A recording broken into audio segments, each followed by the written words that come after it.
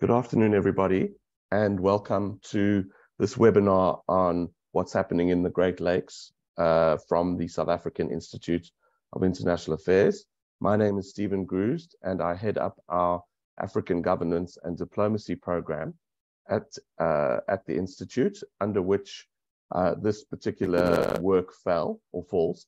And it's a delight to be here with you. I just must apologize that my voice is a little bit scratchy. I've been in bed with flu for a few days, so I'll probably try and speak as little as possible and get our special guest, Stephanie Walters, to speak as much as possible.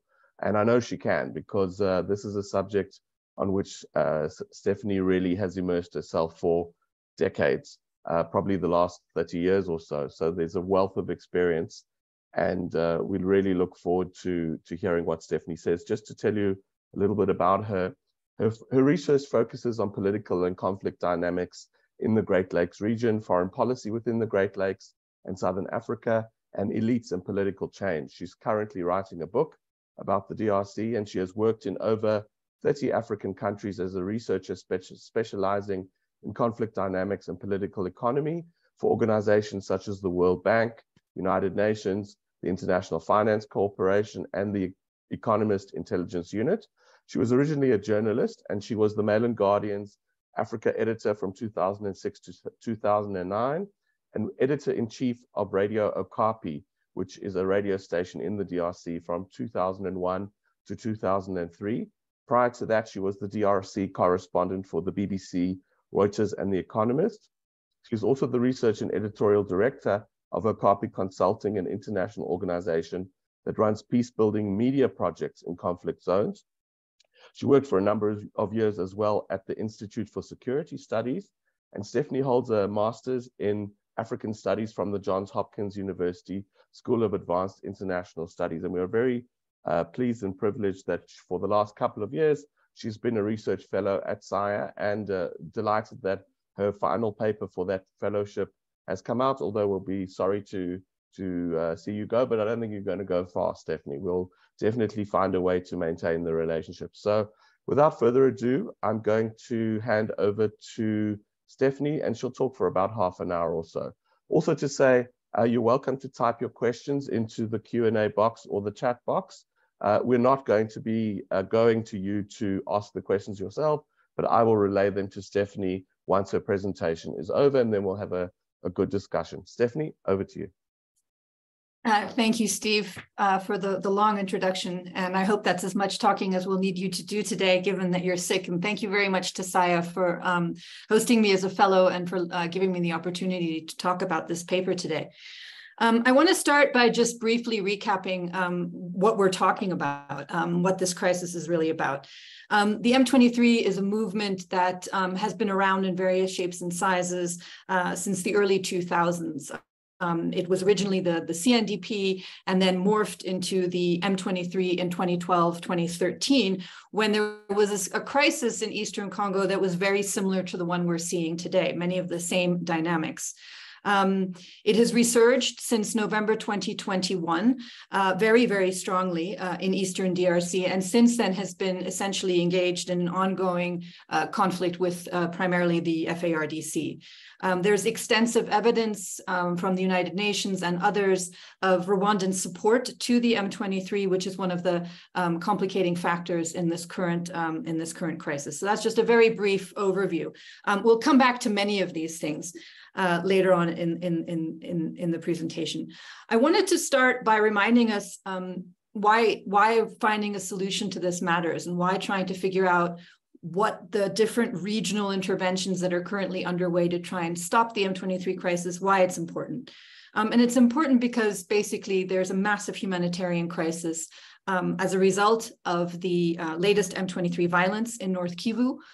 We now have 600,000 IDPs who are living in makeshift camps in and around Goma. Makeshift meaning not all are being supported by international NGOs. Many people are still having to fend for themselves without the resources they would normally have. 1.2 million people have fled the conflict in North Kivu since March 2022. As a result, kids have lost school years, people have lost income. There's great and growing food insecurity. People obviously don't have access to money and to their fields. There's also a very alarming increase in gender-based violence and in transactional sex due to food insecurity in many of these makeshift camps. So even for a country that has been in pretty much constant crisis for about 25 years, the situation is really worse than many of us have seen in a long time. The M23 crisis also distracts from a bigger picture. In terms of insecurity in the Eastern DRC. There are many, many armed groups operating there. There are many different efforts by MONUSCO and others to try and establish some kind of security in the East. But this crisis is really monopolizing international and national resources. In the same time, we have a lot of violence and growing killings in Ituri by the Codeco armed group and others. And we have a total of 5.7 million IDPs in the DRC in general. At the moment, we have 2.6 million people in the DRC who are severely or acutely food insecure. And the UN is calling this the most complex and protracted humanitarian crisis in the world. So that's why this matters. It's not just a political crisis. It's not a small conflict that has re-erupted. It is a crisis that is making other crises worse and creating new human suffering. So I think it's important that we try to keep that in mind because, of course, what we want is some kind of speedy resolution of the acute crisis, which is the M23 violence. But we also, I think, really should be pushing for longer-term sustainable peace in the Eastern DRC. And that's why the paper is called, Opportunities for Regional Peace? Because I think we now have the attention of many international and regional actors in the Great Lakes, again, after many years of not having that attention. And we should really take that opportunity. So let me move on by taking us through where we are now. I would say that the DRC and the Great Lakes, and I consider this to be a regional conflict and a regional crisis, is in the worst security crisis in at least a decade. I say a decade because in 2022, 2023, as I said at the beginning, we had a previous M23 crisis, which was also quite severe. What we have this time, though, I think is a more significant breakdown in the relationship between Congo and Rwanda in particular. And I think that we've seen with the exchange of rhetoric and accusations from both sides, a real breakdown in that relationship. And I think we're probably as close to some kind of potential war between the two countries as we've ever been. I'm not saying that's a likely chance, but I think that certainly the relationship is worse than it's ever been. We have an ongoing war on the ground, a hot war with all the humanitarian consequences that I just mentioned. We also have growing anti-Rwandan and anti-Rwanda sentiment in the DRC. Not just in the East, but also in Kinshasa. A sidelining of Congolese Tutsi, who are many of the members of the M23 are Congolese Tutsi, and there's an association between those two movements, of course. And so there's a sidelining of Congolese Tutsi in the political and military leadership of the country, and even arrests of Congolese Tutsi and Banyamulenge throughout the country. This is extremely worrisome. It also plays obviously into Rwanda's response around this crisis. And I should say that Tshisekedi has come out and made some statements about or some efforts to try and put an end to hate speech, but I think quite a lot more could be done on that level. Meanwhile, when it comes to the conflict, Kinshasa is refusing to engage in negotiations with the M23. Its argument there is that the M23 is not a legitimate Congolese movement. It's a Rwandan proxy, and therefore the Congolese government has nothing to fundamentally discuss with the M23 because they're not the primary actor who can resolve the conflict. This has been the kind of thing that Kinshasa has said over many years of conflict in the East when it comes to groups that have been sponsored by Rwanda and have received Rwandan military support. This time, Parliament has gone one step further, designating the M23 formally a terrorist movement and ruling out any kind of negotiations with the M23. Now, I'll come back to why that's important a little bit later on. Rwanda, for its part, refuses to acknowledge that it is supporting the M23. It rejects the proof that has been given by the UN panel of experts and others. And on the other hand, is accusing Kinshasa of supporting the FDLR, the Rwandan Hutu movement, which was born out of the Interahamwe that perpetrated the 1994 genocide. This too is what tends to happen. It's part of a pattern. Kinshasa refuses to speak to Rwandan-backed rebels. Rwanda says it's not backing them, and then accuses Kinshasa of working with Rwandan Hutu rebels. It's all part of the history of the region. The international community this time, like it did in 2012, 2013, has officially criticized Rwanda for its support to the M23. It did that at the end of 2022, after the second UN group of experts report came out, where this support to the M23 was officially documented. The first time this was mentioned in a group of experts report was in fact in June 2022, but at that point it was an annex, meaning that from a diplomatic perspective, many countries were reluctant to go out and openly use that as evidence of Rwandan support. So the only outlier before this December 22 publication was the United States, which has been quite vocally critical of Rwanda throughout this crisis. But the international community, although it has criticized Rwanda and has asked us to stop supporting the M23, has not imposed any kind of punitive action on Rwanda. That is something that Kinshasa has lobbied very heavily for. And it's also something that we saw happening in 2012, 2013. The imposition of sanctions and the halting of international foreign aid to Rwanda as a result of its support to the M23 in that crisis 10 years ago was one of the key elements that led to its resolution. It hasn't happened this time, and it's not clear to me that it will. I think that was an option that might have been pursued some months ago. At the moment, it's looking like people are backing away from that possibility again. We also have in Kinshasa a very pro-war attitude, a very belligerent attitude towards Rwanda. There are a lot of people who are interested in pushing this conflict further. There's a lot of anger. There's a lot of populist rhetoric around what's happening at the moment. And I think that is not just in the population, but it's also within some of the leadership, the civilian and military leadership that we're seeing in Kinshasa. I think it's a little bit ironic, given that for many years, both politicians and also civilians who weren't living in Eastern Congo and weren't affected by war were less concerned about what was going on in the East. It's now become a very national issue with people who wouldn't necessarily have to live in the war zone pushing for more conflict. Obviously, that is a very contentious point. We also have a proliferation of regional responses. I'll go into more detail about those in a few minutes. In a nutshell, we have the East African community, which has already sent a military force and is engaged in peace talks with domestic Congolese actors. We also have an imminent deployment of SADC troops. We already have on the ground, of course, MONUSCO that has been there for 20 years.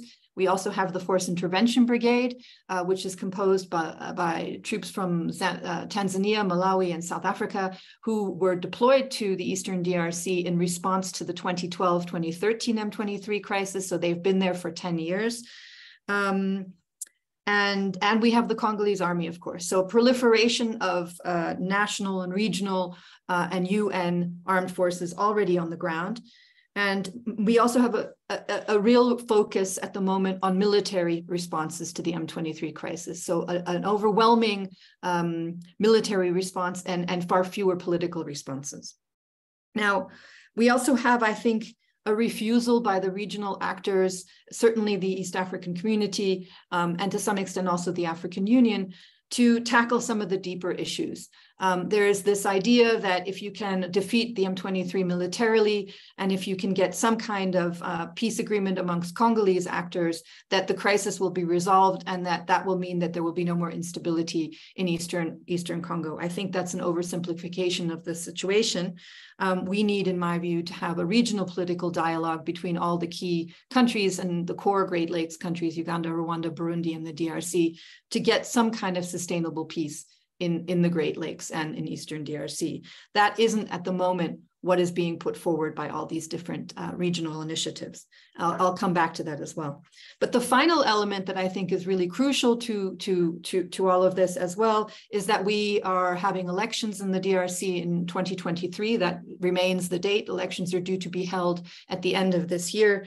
I won't go into detail about preparations for those elections, but I will say that President Tshisekedi is essentially managing the crisis in the East and the M23 crisis through the lens of a presidential candidate rather than necessarily through the lens of a president. So he knows what the sensitivities are around the M23. He knows what the sensitivities are around Rwanda.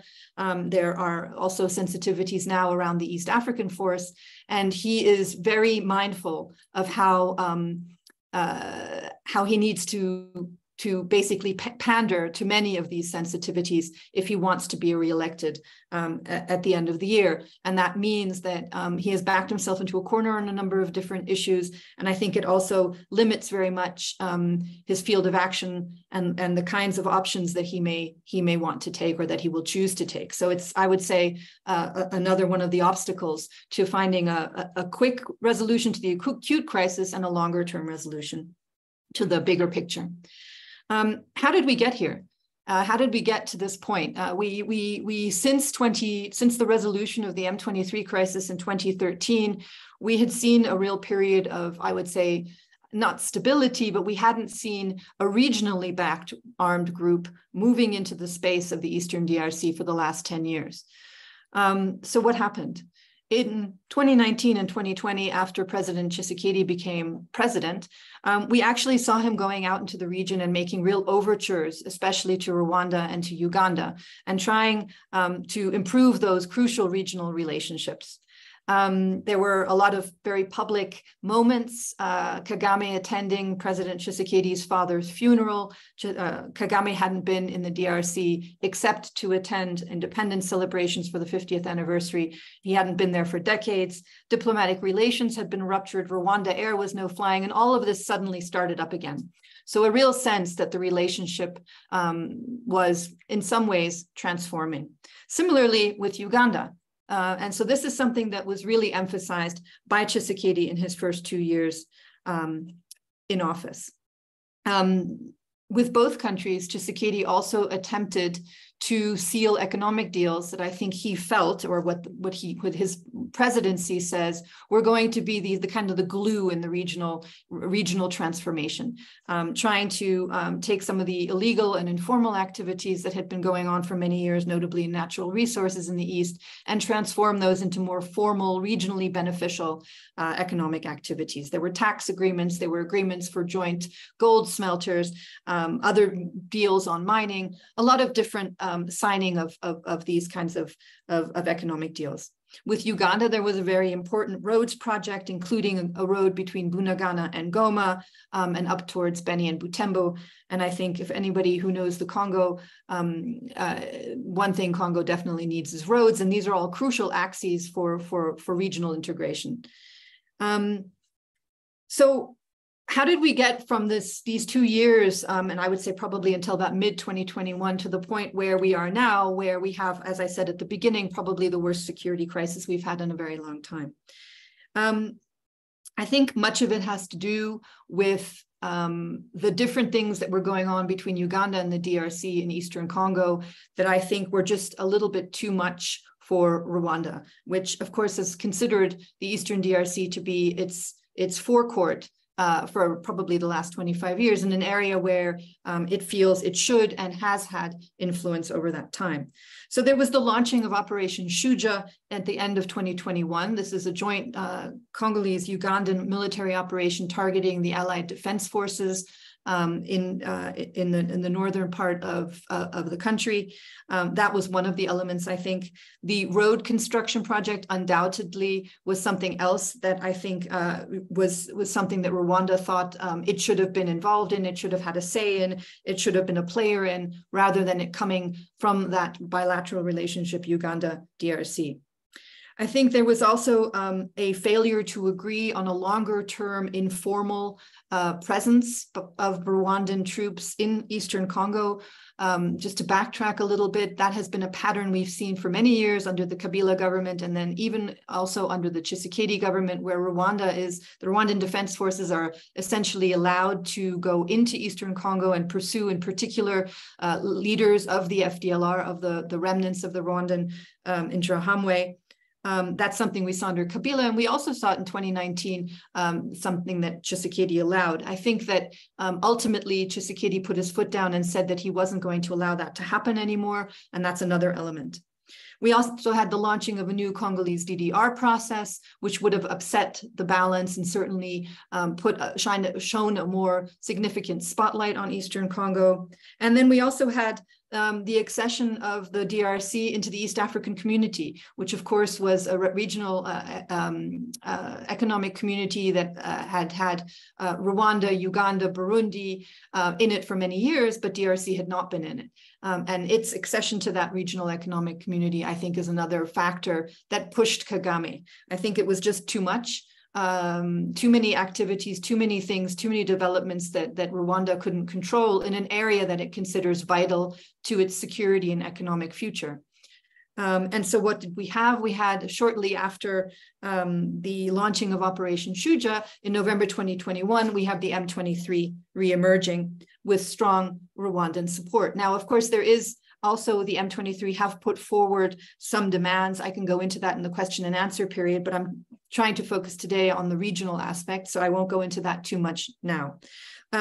Finally, the M23 has reemerged stronger than ever. These are things we've heard said by Antonio Guterres and by Bintou Keita, who's the SRSG in Kinshasa of MONUSCO, that in fact, the M23 is now so strong that the MONUSCO forces are fundamentally not even able to control it. So we're seeing a much stronger M23, and certainly on the battlefield, we've seen it take control of key areas over the last 2 years. So what are the regional responses? Let me start with the East African community. DRC joined the East African community in March 2022. The process to do that had been started not long after Tshisekedi came to power. It was largely driven by Kenya, a very important relationship between former Kenyan President Uhuru Kenyatta and Tshisekedi, longstanding relationship, and that was a real key driver of the DRC becoming a member. Rwanda, on the other hand, was not a big supporter of this, but it went forward anyway. So interestingly, much like when DRC joined SADC in 1997, almost immediately thereafter, there was a massive security crisis, and SADC sent troops to the DRC in 1997. And it's quite similar with the DRC becoming a member of the East African community in 2022. And within really weeks of that, an intense focus on the security crisis around the M23. Coming from the East African community. So the East African community chose two ways to try and address this crisis. One is the Nairobi talks, and the Nairobi talks under the facilitation of former Kenyan President Uhuru Kenyatta are essentially targeting Congolese armed groups to negotiate with the Kinshasa government. There are a lot of questions about what is being negotiated because the Congolese DDR process has ruled out both amnesty and reintegration. So one of the key questions about Nairobi is what is being discussed, but that is one of the avenues that was launched by the East African community. The second is the regional military force, which is now known as ECRAF, the East African Regional Force, a military force composed of member states, Kenyans, South Sudanese, Burundians, and Ugandans. Rwanda was considered as a troop contributing country, but that was ruled out by Kinshasa for I think, obvious reasons. And the mandate of this particular force is being, well, somewhat disputed, but essentially is about stopping the M23 crisis and going after the many different negative forces, as they're called, in the Eastern DRC. The Kenyans started to arrive in November 2022. So this is all happening incredibly quickly. DRC joins the EAC in March 2022. By November 2022, we have this East African regional force walking into the situation in Eastern Congo. In some ways, I think because at the end of 2022, we were all wondering whether Goma would fall to the M23, I think one can probably say that the deployment of the EAC force prevented that momentarily.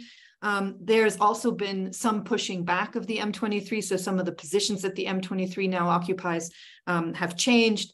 And has been the creation of buffer zones essentially between the FARDC and the M23, which are being held by East African Community troops. But we haven't seen a dramatic change on the battlefield.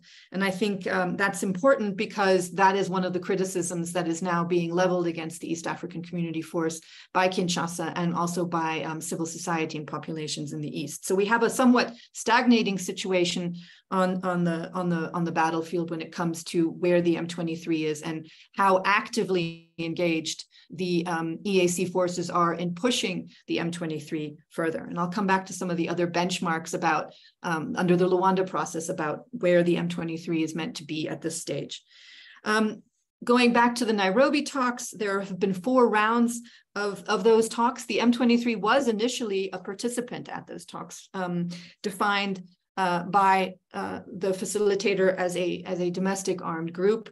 They did attend the first day. They were then subsequently excluded from those talks by Kinshasa, which accused the M23 of violating a ceasefire. And since then, they have not returned to the negotiating table in Nairobi. Uhuru Kenyatta has held further discussions with the M23, but they haven't really led to any substantial outcomes.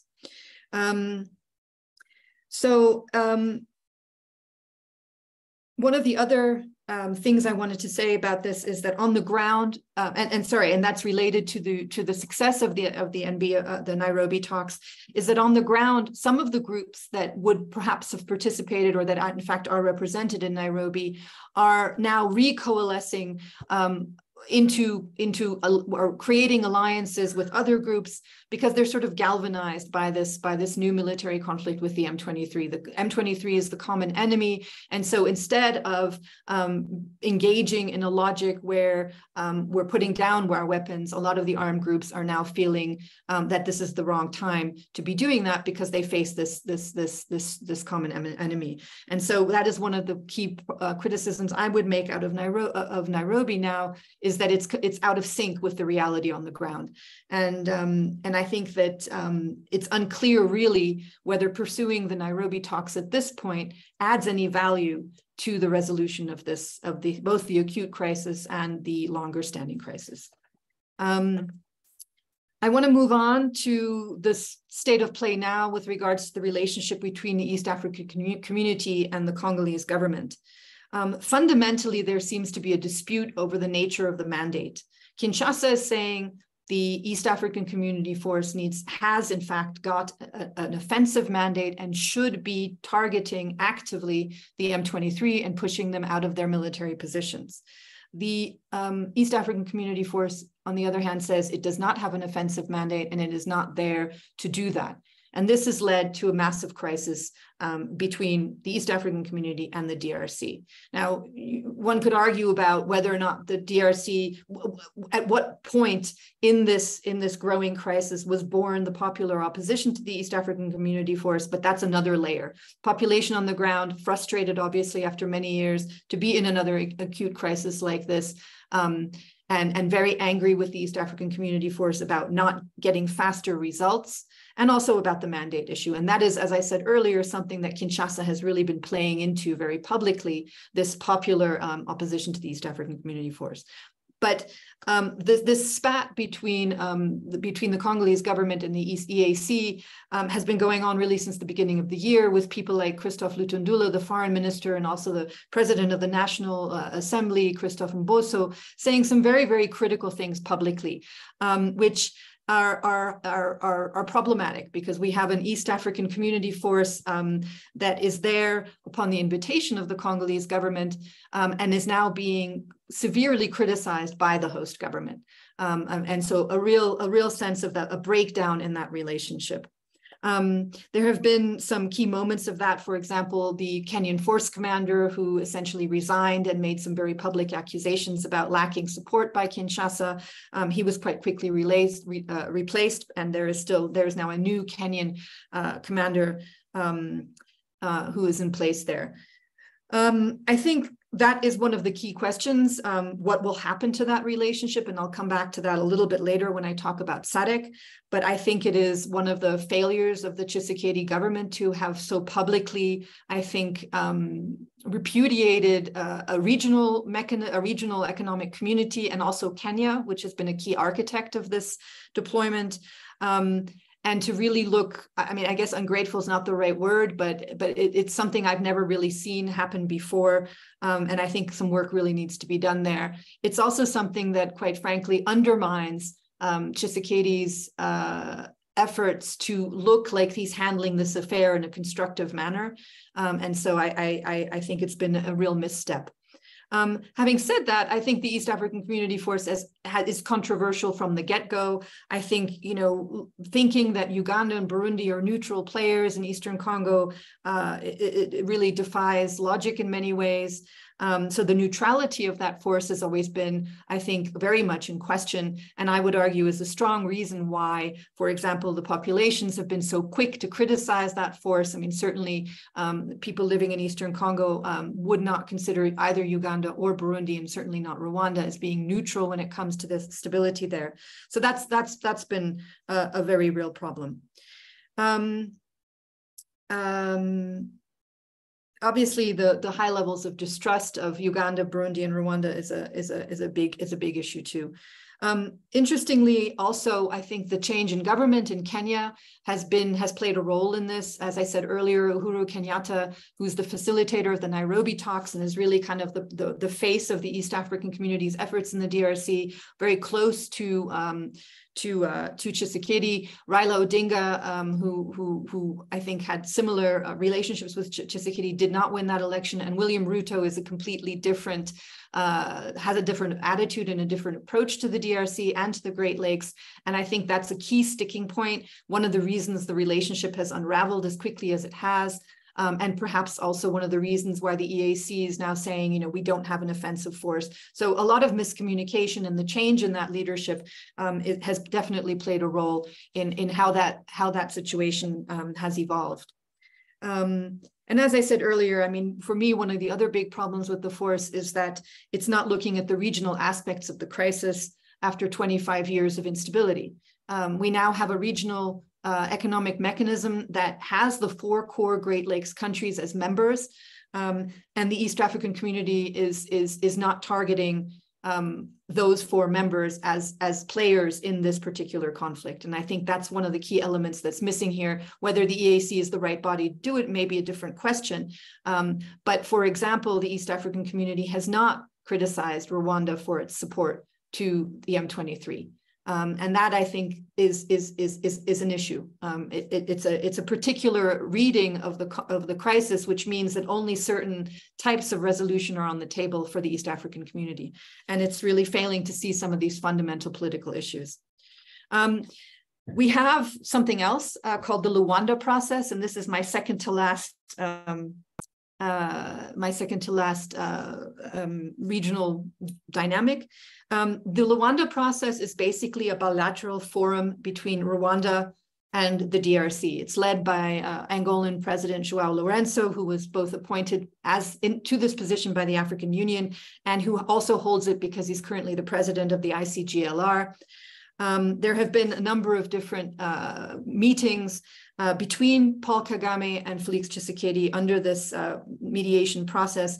And the most important thing really to come out of this is the Luanda roadmap, which dates from July 2022, and which calls for a cessation of hostilities, a retreat by the M23 to March 2022 positions, the normalization of relations between Rwanda and the DRC, and the establishment of a verification mechanism to enforce the ceasefire and the retreat under the leadership of an Angolan general. So, I mean, the Luanda roadmap is still what we all what is meant to be the guiding document. Very little of it has really been implemented at this stage. There have been several other summits which have aimed at getting some progress on that, including in November 2022, which gave the M23 a deadline to disarm and start cantoning themselves. By the end of November 22, that deadline too has been missed. Essentially, all of the deadlines for disarmament of the M23 have so far been missed. Interestingly, in late 2022, we started to see some coordination between the East African community efforts and the Luanda efforts, Uhuru Kenyatta and Lorenzo working together, which is, I think, very crucial to trying to find some success to this. And that pattern has been subsequently followed. We saw joint AU, ICGLR, and East African Community mini summit on the sidelines of the African Union summit in Addis in February. And that has been, I think an important development. But again, no real substantial progress on the ground. And we haven't had any new face-to-face talks between Paul Kagame and Tshisekedi in a one-on-one setting with Lorenzo since 2022. So that relationship is really stuck.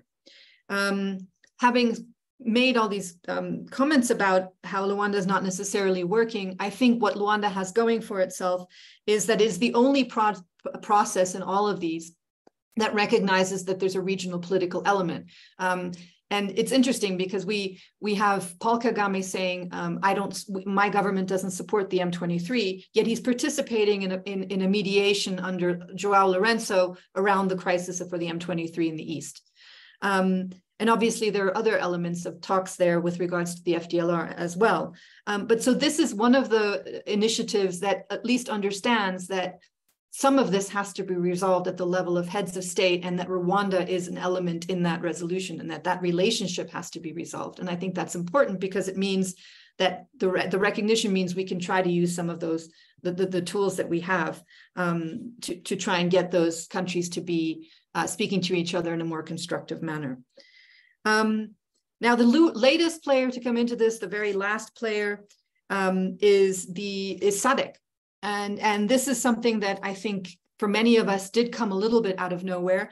We did start seeing Tshisekedi wooing Southern Africa more intensively starting at the beginning of this year, really when he was, I think, disappointed that the East African community wasn't going to accept that there be an open criticism of Rwanda for its support to the M23, and when the EAC and the AU and the ICGLR also insisted that he hold direct talks with the M23. Those were two areas where he was very disappointed. So he began to woo Southern Africa, and it's been quite a successful effort for him.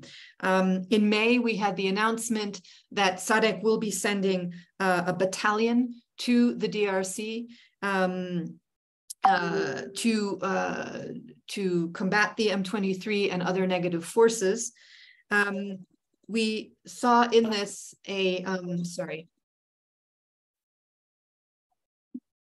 we saw in this process that really. Sorry, my phone is making crazy things happen. So we saw DRC returning to the fold of SADC. I mean, DRC had turned its back on the Eastern, on South Africa really quite substantially since Tshisekedi came to power, because of that strong relationship with Uhuru Kenyatta and the East African community.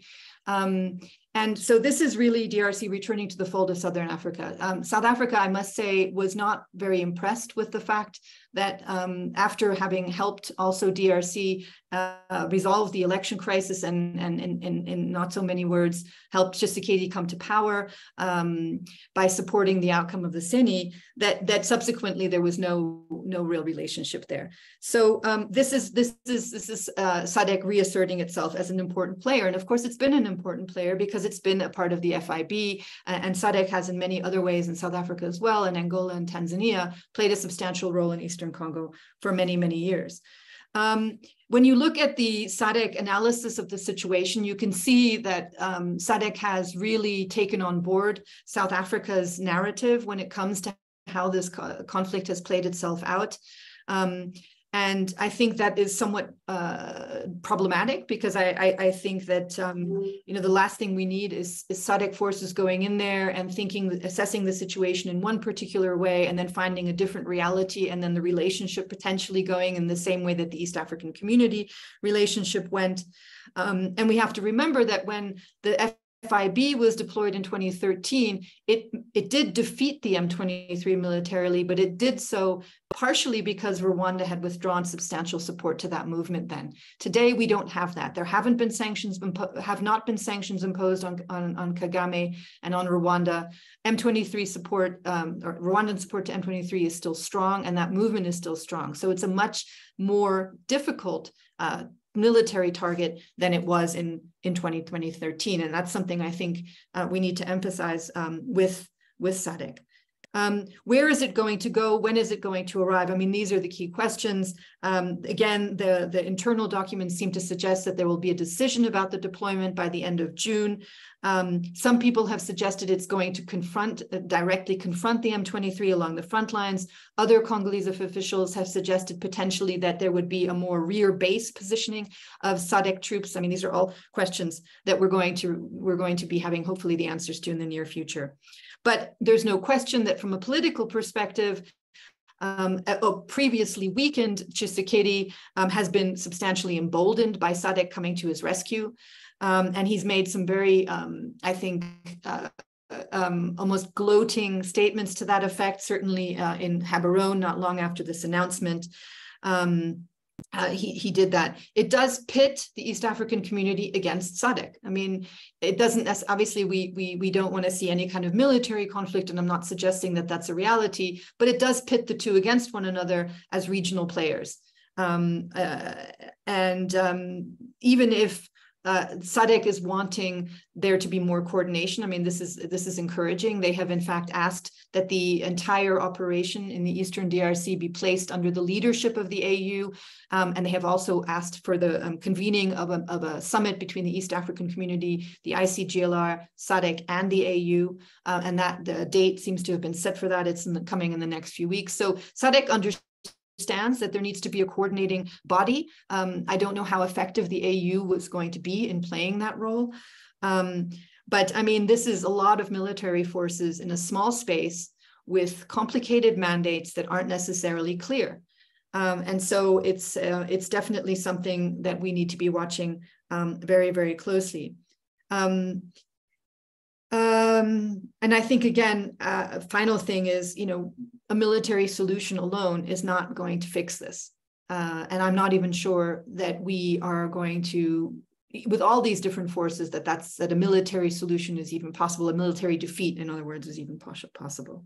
So to conclude, and Steve has been very kind to give me this much time. I want to say that I just put some ideas on the table. For me, there are two different things here. We have to resolve the acute crisis with the M23 and the Congolese government, and between Kinshasa and Kigali. I haven't spoken a lot about Uganda. Hopefully I can do that in the Q&A. But I think we need to have some acute de-escalating measures. I do think that at some point Kinshasa is going to have to engage in talks with the M23. I also think it would be very useful, because obviously talks with the M23 are politically highly, highly controversial for Tshisekedi before the elections. They're politically costly. He has to find a way, I think, to turn those talks around into something that makes him look good. I think one of the ways to do that is for the international community to try and exert some leverage on Rwanda and in fact threaten sanctions. I think that Kagame is somebody who's highly vulnerable to PR, or is highly attuned to the value of PR, and even just the threat of sanctions or any kind of punitive measures could potentially sway him to not support the M23 as much. And we need some kind of progress on an M23 withdrawal and a cantonment. But there has to be a lot. I mean, if we don't want to be having this discussion again in 5 years or 10 years or whenever, there has to be a regional process, in my view, to address some of the long-term drivers of the conflict in the Great Lakes. And I don't see how this is in any way something that Rwanda or Uganda wouldn't want. I mean, of course, there's the natural resource issues. And again, I haven't talked about that. And those are informal networks, highly entrenched, that are extremely valuable to Rwanda and Uganda. But in terms of the security and the stability of the Great Lakes as a whole, resolving these longer term issues is beneficial to everybody. And with the accession to the East African Community, and as the customs union grows and eventually it moves towards a monetary union, if that's down the road, formalizing these relationships is also beneficial. So for me, this is really the number one thing that we should be trying to focus on. We should try to be channeling some of the outcome or the resolutions of this acute crisis into a bigger discussion. I haven't talked about the peace, security, and cooperation framework, which potentially could be the forum for that. We can also discuss that in the question and answer period. But I think I've said enough for now. Thank you very much, Stephen. Over to you. Thank you so much, Stephanie. We really got the depth and breadth of your knowledge on this very important and very acute crisis. It made me think of the AU's intention to silence the guns by 2020. And that was something that they had to give up because of COVID and a number of other reasons. But I think this conflict just shows how complex it is going to be to hit the new target of 2030 to silence the guns. And then also, I was trying to find an analogy of how when you pull one thread of this, it has a knock-on effect on everybody else. I wondered if it was like a spider web where as you pull one side, the other side moves and there's all these connected moving parts. Okay, we've had a number of questions, which is great. Seeing as there's only one presenter, should we just do them one by one and then you can, we'll just do them in the order that they came. Okay? Sure. All right, let me just get to the questions. And the first one was from Seth Mead. I'll read it as it is written, but I think there may be an error in it. It says, is there any truth to allegations that Rwanda, supported by the international community, intend to cede the Kivus to Rwanda? I mean, I think the first time Rwanda's mentioned that it should be DRC, right? Is there any truth to the allegations that DRC, supported by the international community, intends to cede the Kivus to Rwanda? No. I mean, I think quite honestly, no. It's also, I didn't mention it, but it's also one of the big narratives that's prevailing in the DRC at the moment, that there's this idea that Rwanda would unofficially essentially occupy the Kivus and they would become part of Rwanda. I mean, it's something that's been around for a very, very long time. I think it makes sense that people sometimes fear that because of Rwanda's strong presence, because of the different proxy movements, rebel groups that it's supported in Eastern Congo. I mean, when you look at the RCD during the big Congo War between 1998 and 2003, they controlled vast tracts of the Eastern DRC. The MLC controlled other tracts of the DRC, and so it's a reality that especially people in the East have lived with. I can see why people want to know more about it or raise it as a fear.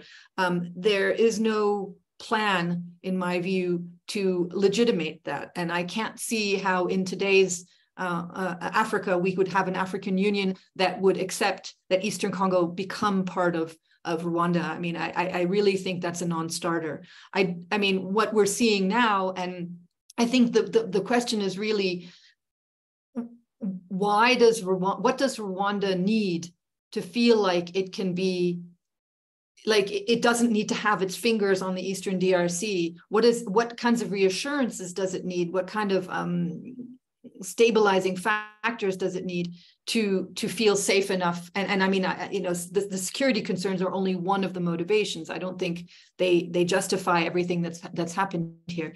But I think that's one of the questions we have to ask ourselves. And of course, on the other side, we have to also say that, it wouldn't even be possible to be thinking about this if we had a functional Congolese army and a functional Congolese police and a functional Congolese administration. And that is unquestionably an incredibly important element in this cycle of instability. But the short answer is no. Okay, so I'm going to ask a related question by Victor Rachale. And I guess the answer to this is probably no as well. Is there a possibility of secession by the Eastern DRC?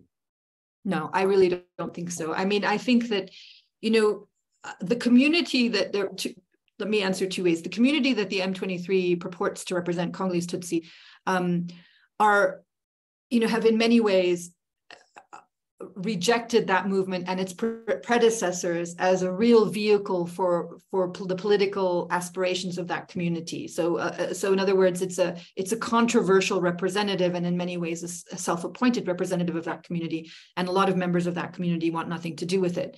So that's I don't see the M23 pulling Congolese Tutsi with it in that direction, and of course, there's no consensus within that community either that they would want to be part of Rwanda. I mean, that's never been, that's an agenda that's being set by a political armed group. And other populations in Eastern Congo feel very strongly about being Congolese. I mean, that's one of the things that if you spend time in Congo, is very, very important to people, that they are part of Congo. Yes, of course, economic relationships and economic ties are with Rwanda and Uganda, but that just makes economic sense. That's proximity.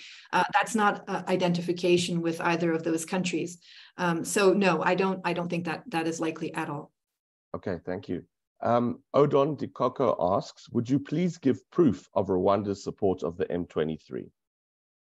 Well, I mean, I don't have the report open in front of me, but the UN Group of Experts reports are quite extensively document proof of Rwandan support. There have been drone images, there have been weapons that have been picked up off the battlefield. There's quite extensive evidence of this. It doesn't just come from the group of experts. It comes from other NGOs working on the ground, from civil society. I mean, if you really want to find out about that, you can look up various different reports, Human Rights Watch and others, who can, and then you can see what this this proof consists of. Great. The next one comes from Jakob Kirstan, who is at the Konrad Adenauer Stiftung listening from Goma. How do you assess the presence of foreign mercenaries on the side of the FARDC in Eastern Congo? Yeah, I mean, it's incredibly worrisome. And I didn't talk about the foreign mercenaries. There's too much to fit in. But look, I think, again, I would start with the fact that we all know that the Congolese army is a very weak army. It's a very poorly resourced army. It's an army that has been, destroyed by corruption. And is not the kind of army that you need to protect either the borders or the civilian population. Whether it's the foreign mercenaries who are being paid to fight alongside the Congolese army, or whether it's some of the opportunistic alliances that have been revitalized between armed groups on the ground and the FARDC. I mean, these are adjunct forces that the Congolese government is putting in place because it knows that on its own it's not sufficient to fight the M23 or to fight the Rwandan army or the elements of the Rwandan army that are in the country. And so that's why it brings in these mercenaries. Now, I mean, obviously that's a topic that's very timely because of Wagner and other parts of the continent. To my knowledge, these are not Wagner troops. And I mean, mercenaries are mercenaries. The issue obviously is, to what extent are they willing to respect human rights and basic sort of international law when it comes to war? And then, of course, the cost of those kinds of things. We've also heard about the imminent deployment of mercenaries being funded by the UAE. That hasn't happened yet, but that is something that is consistently brought up, about 2,000 troops that are meant to be potentially arriving in the near future. It's obviously a very worrisome development. Who controls them? Under whose command are they? I mean, it's never a good solution. So, yeah. Okay, thank you. Then from Rolf Pretorius, Stephanie, from your presentation, it almost seems as if the international political principle of the sovereignty of states are not recognized by some of the role players. What exactly is the attitude of the AU and EAC towards this principle? And if they are committed to it, can you tell us why they don't get more involved in solving this issue? Yeah, I mean, it's a very good question because, but it goes back to whether or not you believe the proof that is there, or whether you reject it, whether you choose to act on it, or whether you don't. And I mean, this has always been in every one of these conflicts where we have a proxy actor backed by Rwanda or Uganda. It's always been this game. At what point do international actors recognize the proxy force as being a proxy force? We saw it during the first war, 98 to 2003, when the RCD and the MLC, you know, when the international community was pushing Laurent Kabila to negotiate with the RCD and the MLC, and he was saying, I'm not going to negotiate with proxy forces. And it took the international community until 2001, 2002 to budge on that. And that's partially because of relationships with Rwanda, because of Rwanda's own history. There's a huge reluctance to criticize that government by international actors. Now, especially when it comes to the African Union and the East African community, I think there's no question about what sovereignty, the principle of sovereignty. It's much more, do you criticize a sitting government? I think that is the obstacle here. For the African Union, I mean, we rarely see the African Union wading into situations like where they criticize African governments unless there's been a coup d'etat. I mean, it's the only real concept or the only real principle that sort of seems inviolable. I think that people feel that there's enough wiggle room here. Kagame is a well-connected man. He has succeeded in winning over many strong backers. And I think that's one of the reasons that we're not seeing even the IAU or the East African community, you know, acting on what I argue or what I say is proof about Rwanda's role.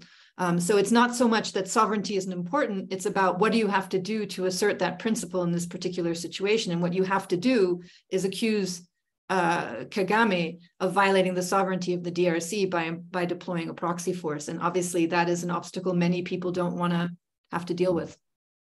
Okay, then Kennedy Gihana asks a series of questions. Will the region ever get peace while Kagame is still the president of Rwanda? All these agreements between Rwanda and DRC being Luanda or Nairobi agreements, who represents the M23? Who appointed Kagame to be the legal representative of M23, and whether you agree with that? And finally, why do you think France and the UK are refusing to support UN sanctions against Rwanda and its military officers? Okay. Okay, so will there ever be peace with Kagame? I mean, you know, I'd like to think so, because, but it's not going to come from, okay, so I'd like to think so. I just don't think it's going to come from Rwanda. I don't think it's going to come from Kagame. I think that both Kagame and also Museveni are not unhappy with the status quo.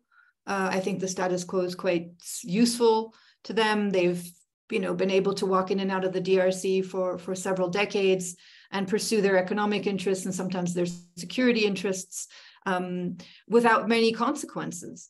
And so if there aren't any consequences of acting this way, then why change the pattern?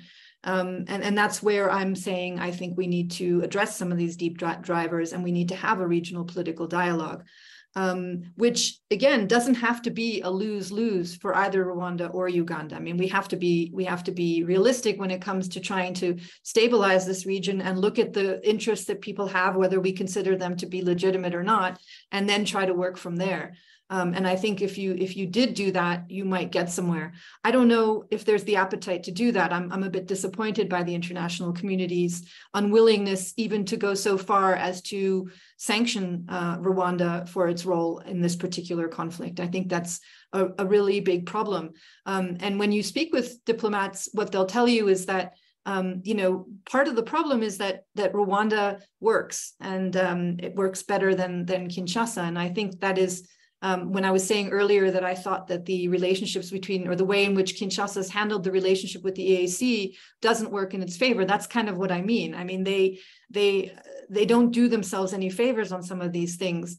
And even if the burden of proof says that their sovereignty has been violated. So it's a long way of saying to you, Kennedy, that I think it's possible, but I only think it's possible if Kagame is compelled to change his way. And one of the problems, in my view, of all the regional approaches, and it's why I've consistently said this approach doesn't have a regional political angle or this one does. Even the peace, security, and cooperation framework has built into it this idea that DRC is always the worst student in the room.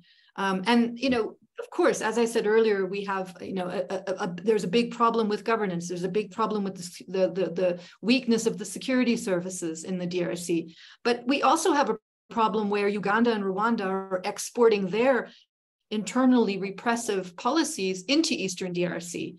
I mean, why is that, you know, and so there is a cross-pollination of all of these things. And I think we need to start looking at it in that manner. It's not, this is a regional conflict. It's not a conflict in DRC.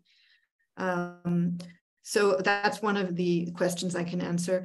I don't think anybody's appointed Kagame the official spokesperson or representative of the M23. I mean, certainly Kagame has not in any way recognized any links there. So I can't, yeah. They're very, I think France and the UK, I mean, look, it's just interests, right? It's geopolitical interests. The United Kingdom has initiated an asylum seeking partnership with, or a partnership to send asylum seekers that are rejected by the UK government to Rwanda. This is a cornerstone of the Prime Minister's efforts to try and stop illegal migration in the UK. And, you know, behind closed doors, UK officials are very clear that that means that there is not going to be any kind of, there won't be any political leverage exerted on Rwanda by the UK.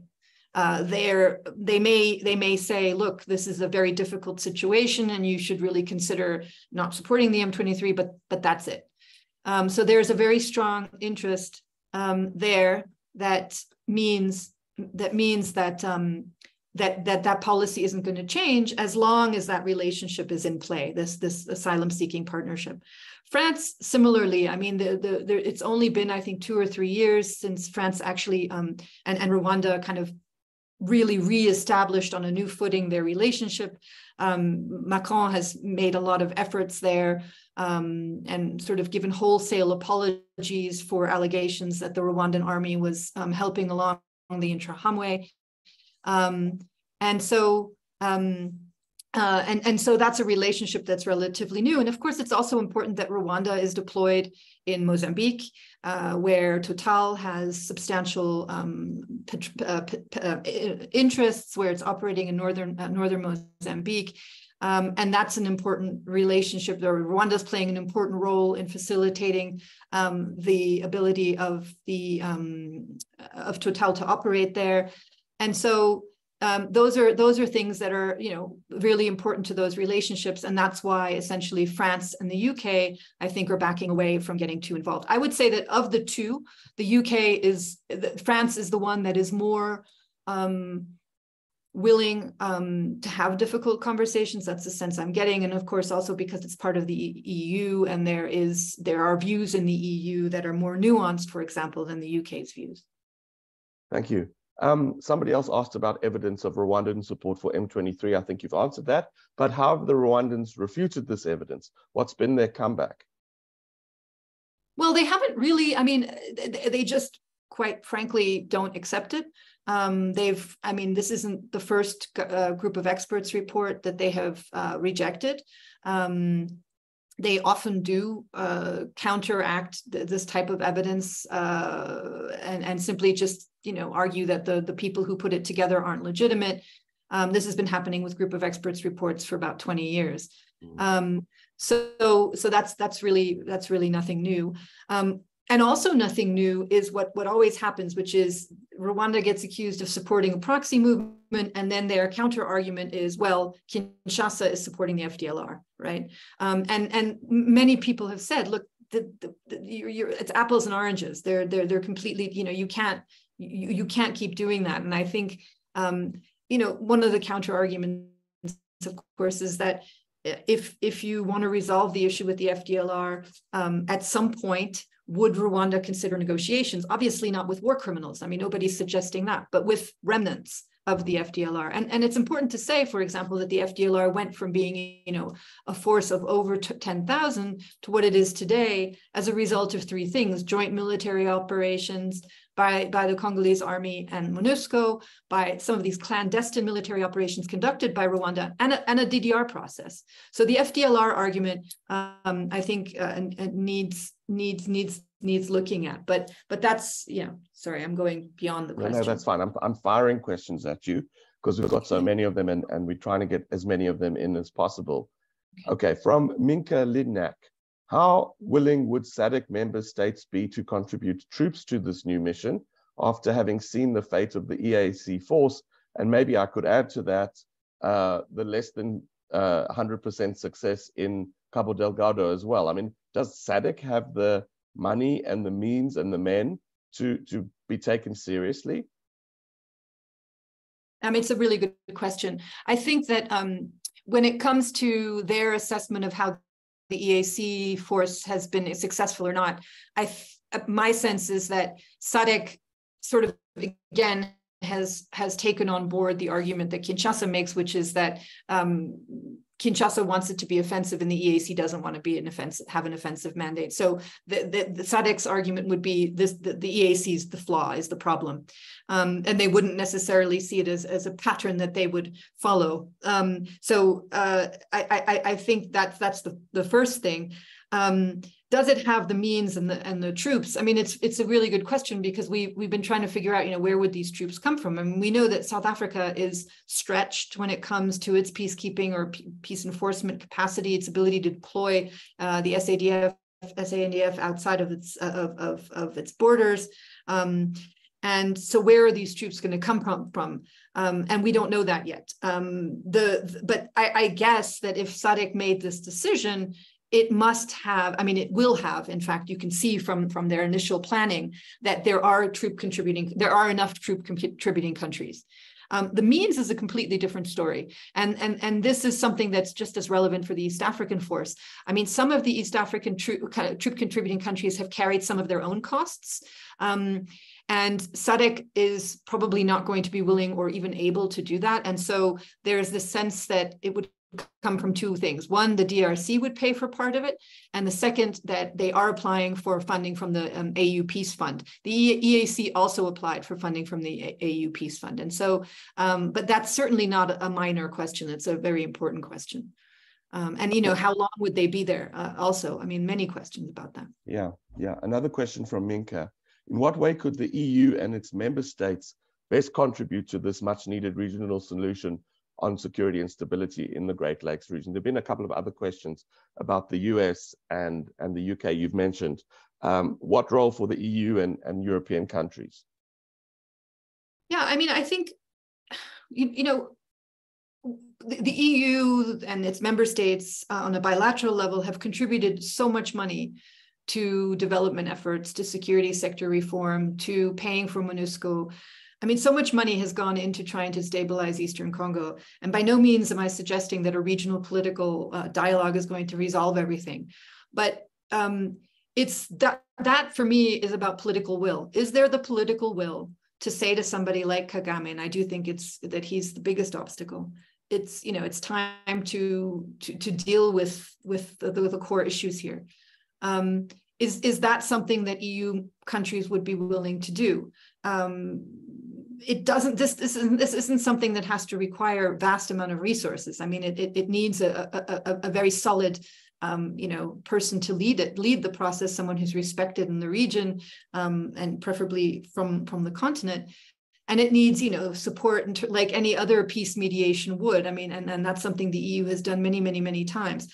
But those are details. What it first needs is to convince the different players to come to the table. That's the hardest part. I do think that EU member states are able to do that. I think that if they act collectively and are willing to use some leverage to get people to the table, then it's possible for them to do it. And the US, of course, is key to that. I think that if the US were to pull in a different direction, then it wouldn't work. So you'd have to have the EU working, or key EU countries working closely with the United States. And I mean, I'm saying a lot about, you know, the fact that Kagame has to be, I mean, I wouldn't say coerced, but has to be pushed to be at that table. But that, I think, is undoubtedly the biggest issue. And then, you know, and then a lot of detail, but I think we have to get these guys to the table. And I don't think Museveni is going to be very willing to attend that kind of a difficult negotiation either, but I think it would be harder to get Kagame to the table. Great. There's a series of questions from Michael Kavanagh. Can you talk about Tshisekedi's relationship with the FARDC? Are they loyal? Is he putting in people who are loyal? Does he have control of the FARDC? Could they actually fight the M23? Or are they still not capable or not willing to do so? And are there still links between FARDC and Kabila?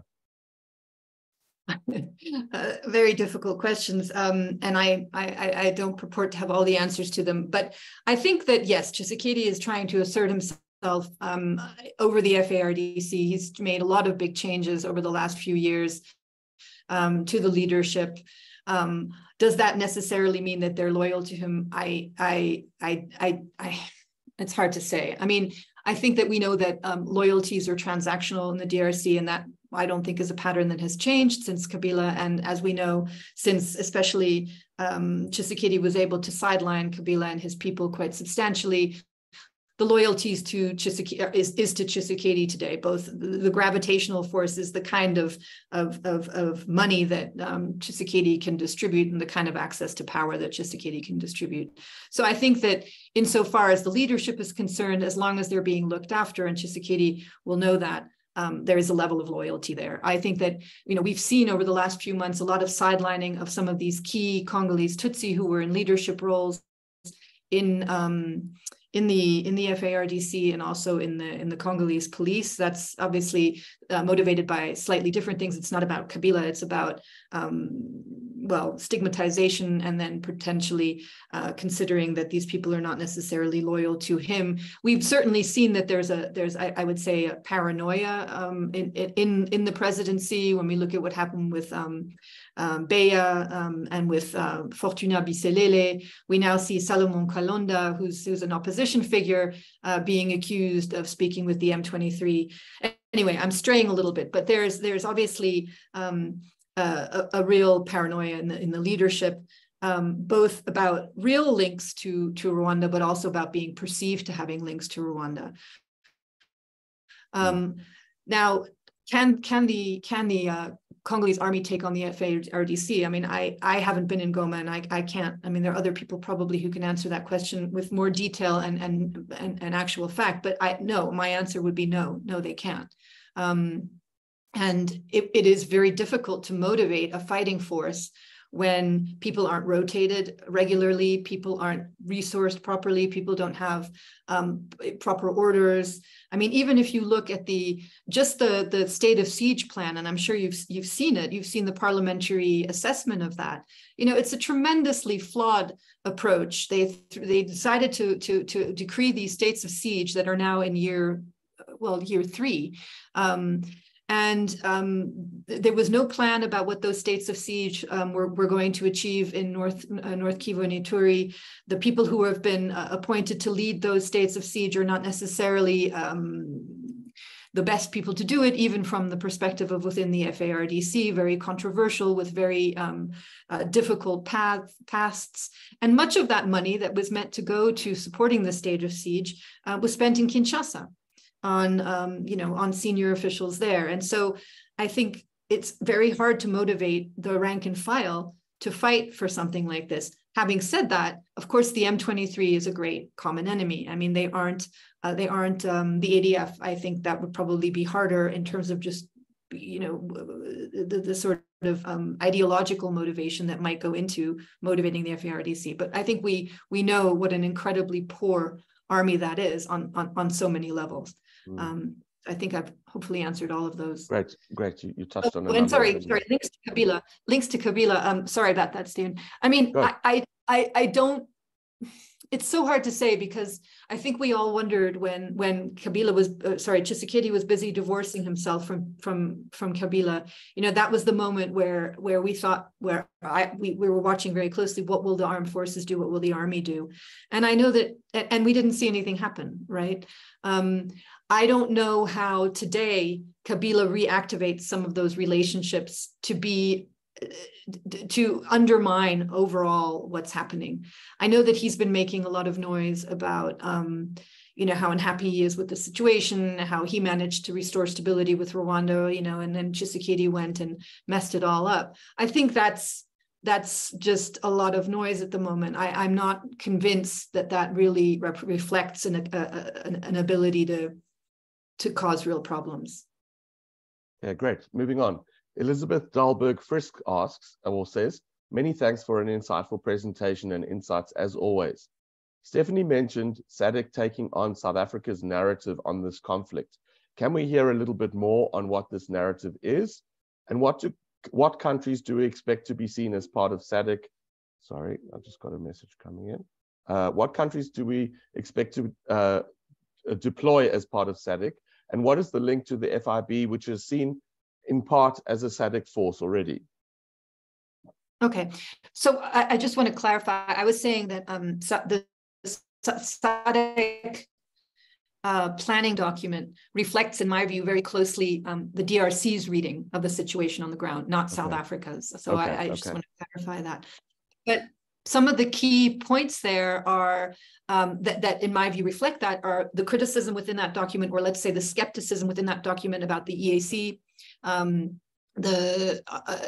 in SADC documents you see also them talking about the EAC's false interpretation of the mandate, but also very clearly stating both that they believe that there is Rwandan support to the M23 and that there are Rwandan defense forces in the DRC. And so you know, those are some of the key elements. And then I think there's also the sort of the last point, and is this idea that the M23 can be defeated militarily, provided you have the right force to do it. And that, I think, is what Kinshasa wants to project.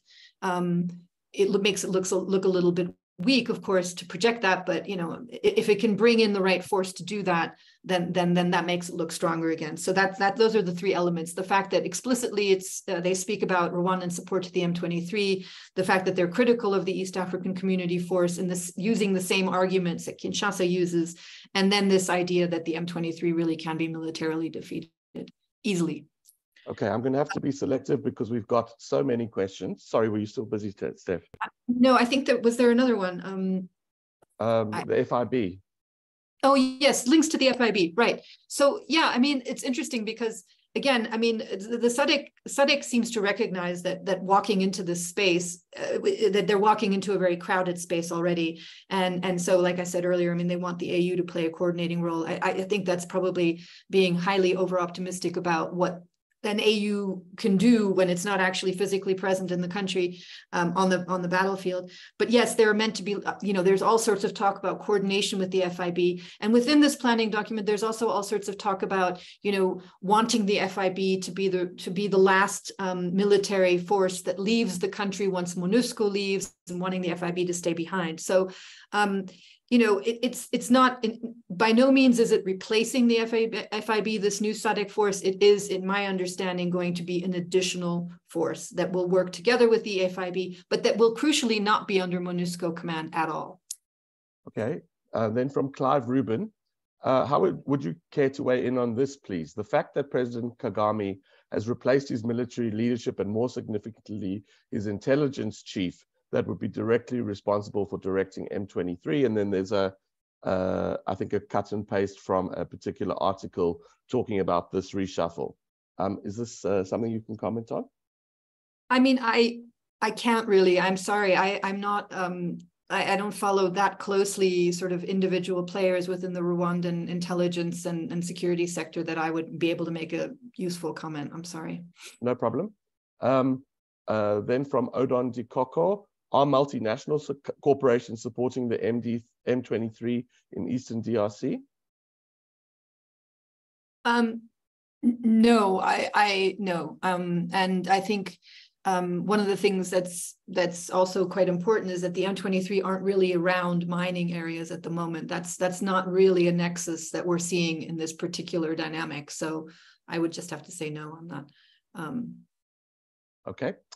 From Kieran Ross Passman, what prospect is there for a process that successfully addresses the regional dimension of the conflict, which is what you've been talking about and advocating? What role could the peace, security, and cooperation framework play? Is it still relevant? Yeah, I mean, I think, look, the peace, security, and cooperation framework was born during the last M23 crisis. It was initially something that had a lot of momentum. You know, SADC's a signatory, AU, ICGLR. It had a former head of state as its leader. It's lost a lot of momentum over the years, and I think, in a nutshell, it's come up with some useful mechanisms like the enhanced joint verification mechanism and some of these kind of eyes on the ground type of bodies that I think we also need more of, although I think we could also be hearing more from the ones that the PSC has set up through the ICGLR. But in a nutshell, from a political perspective, the PSC hasn't succeeded in becoming the forum that resolves regional problems. It's kept a dialogue going. It has the ROM meetings once a year, where the heads of state are there. But it is, and with apologies to the people who work there, it has become in many ways a little bit of a box ticking exercise. Thank you for the member states. And I think that's obviously unfortunate, because the PSCF has a life. It has a decent, the roadmap of the PSCF is useful. It has resources. It has a special envoy.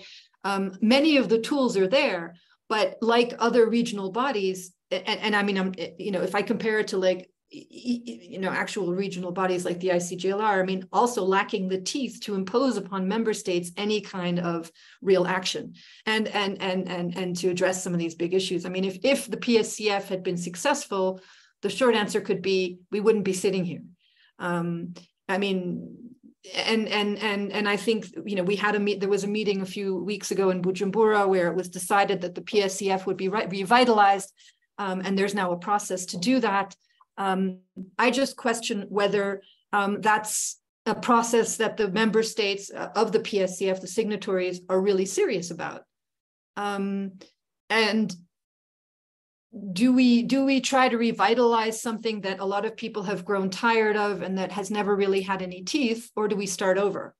And I also think, in many ways, the PSCF, it has a lot of countries that are members that aren't directly involved in the Great Lakes or are adjacent to the Great Lakes, like South Sudan.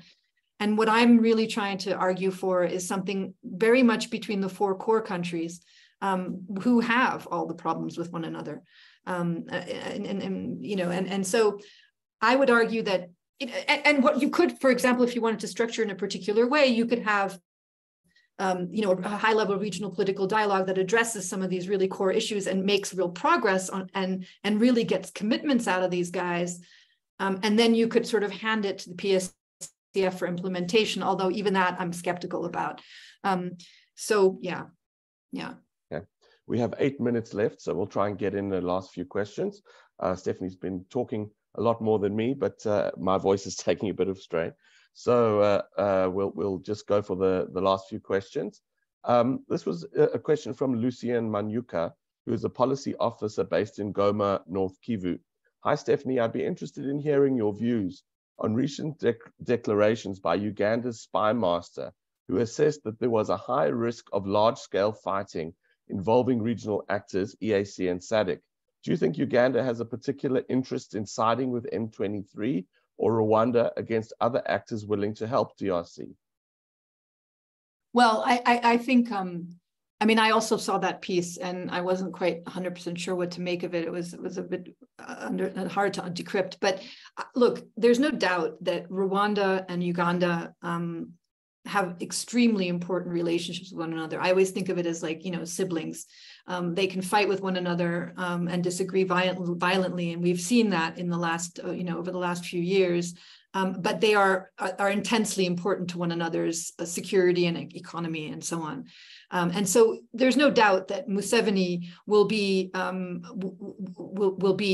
closer to anything that involves Rwanda than he would be to anything that involved Angola or South Africa.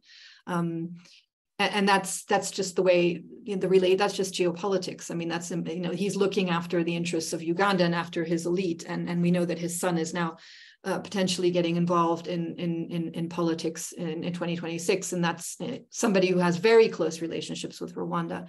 So it's a bit telling.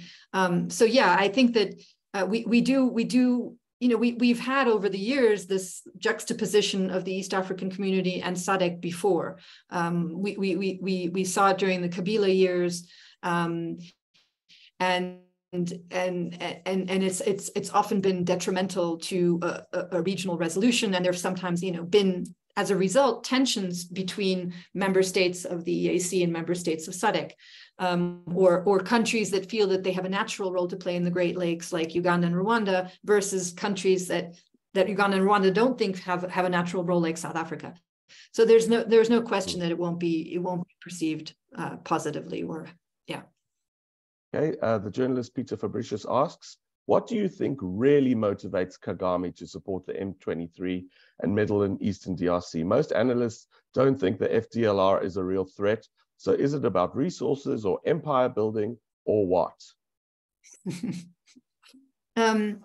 Yeah, I agree that I think we all know that the FDLR is a useful excuse that isn't really the real motivation. But I don't think it's irrelevant. I think that there is a combination of factors. I do think that easy access to Eastern Congo is something that Kagame has grown very used to. I think that, and so I'm answering the question a little bit differently. I think that there are a lot of benefits for Rwanda to have access to Eastern DRC using proxies, or having a relationship with whoever is in Kinshasa that allows them to enter DRC territory and pursue FDLR or other threats whenever they want to.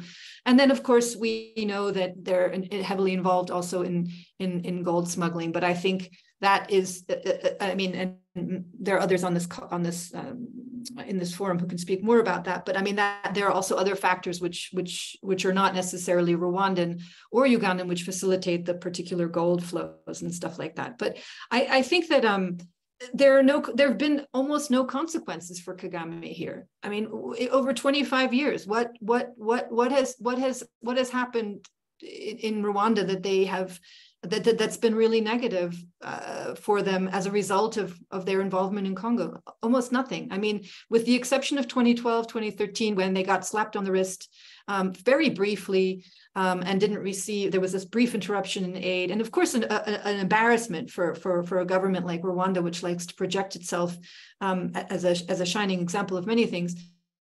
There have been very few consequences. So I think that supporting the M23 is easy enough. Kagame is pushing and pushing and pushing. I do think that it's important for him to perpetuate this idea that there's an existential threat to Rwanda as a nation. It helps him politically to do that. It's always been central to the narrative that Rwanda has. And I think those are really important things to him.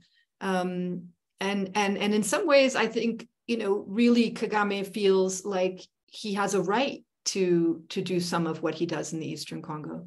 And he, recently, and of course, this was not really, didn't go down well in Kinshasa. He went as far as to say, when he was in Benin, the colonial borders that we have, are a problem. And he mentioned that in the context of the Eastern DRC. I do think, that he really feels like this is almost a right. And so between not having to face the consequences of interference, really, and really wanting to have that access and that open door, I think he's made the choice to continue to pursue a policy that really works for him, and that helps him maintain the idea that Rwanda's threatened. It helps him control internal issues. It helps him control the army, and I think those are really important considerations for him. Okay, thank you. I think we're going to end it there. You've been very sporting, Stephanie, to catch everything that's been thrown at you.